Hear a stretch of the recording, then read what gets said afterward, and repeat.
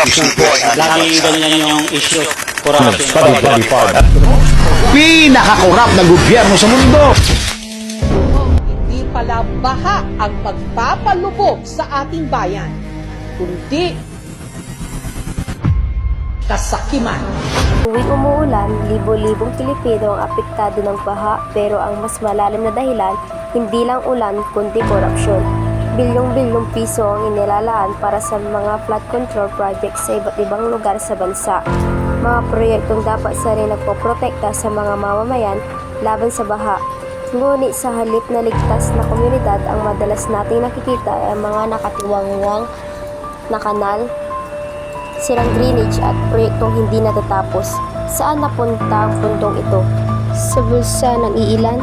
Ang pera na dapat ay nagliligtas ng buhay, nagiging puhunan ng kasakiman sa bawat pisong ninanakaw.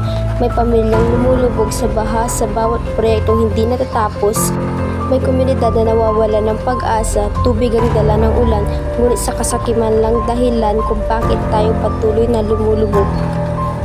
Labanan natin ang korupsyon para sa bayan, para sa kinabukasan.